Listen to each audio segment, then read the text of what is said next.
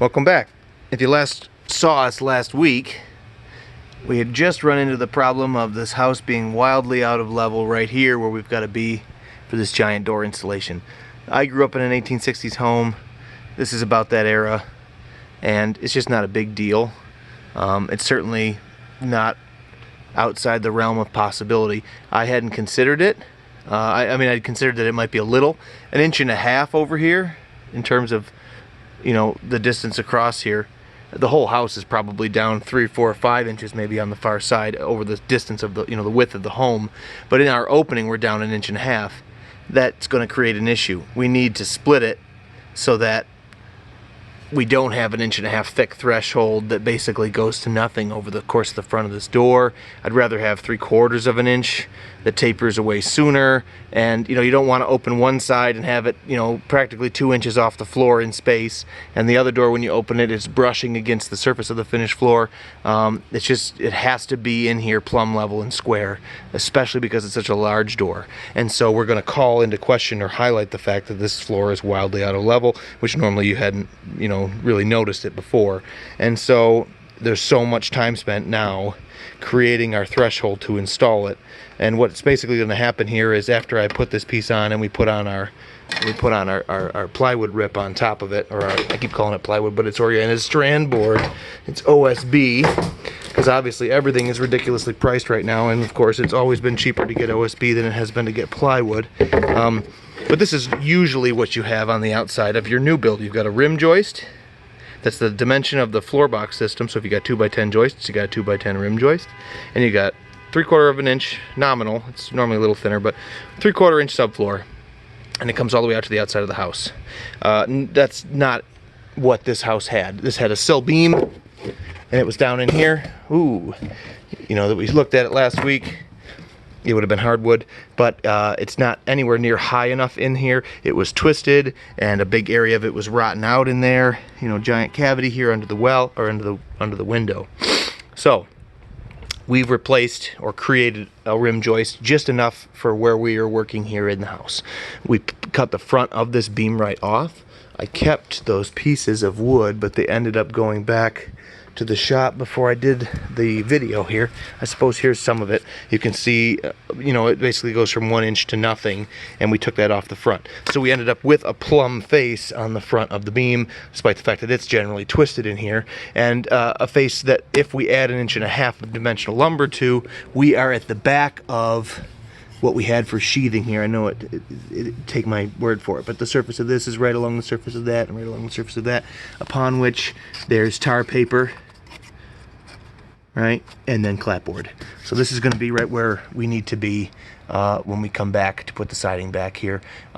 Taking any more away just creates more issues, and I'm not quite sure what I'm going to repair the sheathing with along the outside, so it's all TBD. But for right now, this is a treated rim joist representational piece, and we're going to put something on it like this here. And as you can see in the middle, we're basically under this finished floor product in the middle. Once again, it doesn't take long to where we're flush with it, and over here we'll be a little high, and you know, to go in the other direction, we'll be going right downhill, lower and lower. There's a more accurate view there. So we've already got, you know, 1/4 of an inch or something showing of what's underneath. So again, we're splitting the difference. The middle will be the best location, a bit high on one side, a bit low on the other. It's all you're going to do, unless, once again, you're going to pick the whole structure up several inches on one side. It can be done. I've done such a thing in the past to a certain extent. Last year we picked up one of our projects in the middle of the house. That was easier because I could work in the basement in the center of the structure and pick it up. We needed 1.25 inches, and I made it up there with the lifting shores. This would be on the outside of the building. This is a stone foundation here and a block wall there. This is an addition. I'm not going to get into dealing with all of that. And you make a gap when you're working on the outside wall that needs to be filled. Whereas in the middle, we basically just raised the lolly column up to the new level to support it and went back to work upstairs. That's why I made the decision to do that on that project, and I'm not doing it that way here. It's just a question of what makes the most sense. So now, if we chase the floor plane out close to, I've got foam everywhere here. I'm trying not to get on the square, but if we're close to the center here, we can see that we've got 1.25 inches basically from this surface to the top surface there. So to add 3/4 of an inch leaves us about 1/2, which is, you know, near makes no difference what this is. It's basically 7/16, but that's close enough. Now, I put him on there with a lot of Great Stuff foam pest block. I applied it, you know, when the gap was large, and then I used these Ledger Lock from Fasten Master, which I really like. They're like a new age lag bolt that you don't need to pre-drill. You can just run him in like a massive screw. But he's got a big fat head on him with a nice big shoulder, a nice, you know, stout shank, and it just draws in really nice and tight. And I watch that foam go and come squeezing out. So I know it basically got a nice gasket seal of pest resistant foam against the surface of this old wood beam here, and he's treated. And so we've done our best here to you know, to block out all of those things. We still have this giant cavity here. What are we going to do about that? I was able to anchor right through. I don't know if you can see. I guess that this particular bolt goes right on through, right through the cavity and into the good beam on the other side once again. And so we are pretty well attached here, but I would be remiss if I didn't take an opportunity to showcase, you know, what you can do if you are working across disciplines here. I'm going to use, because this is urethane foam. All these Great Stuff foam products are urethane. Your spray foam insulation is going to be urethane. The guys that come by and squirt foam underneath your sagging concrete driveway and pick the sidewalk or the driveway slab up, that's going to be a urethane product. That stuff they sell you to pour around a fence post now instead of concrete that foams up, that's a urethane product. And so because of my work in the special effects and scenic industries, I use a lot of casting resin that's a urethane. It says liquid plastic on it, but it is a urethane smooth cast series. They're all urethane casting resins. So we're going to mix it up. It mixes 50-50, and essentially I have just enough left here. It's been on the shelf for a while. It has a shelf life, so that's why it's good for everybody here that I use this up now. You know, there's about this much in here and about that much in there, but I'm going to basically pour one component into the other jug, shake, shake, shake, pour it all back into the first jug, shake, shake, shake. I'll be feeling pretty good about my 50-50 mix here because we're going to use the end of it, and because I've got a gasket seal of foam all around here, I'm pretty sure that I'll be able to pour up and watch it level out here.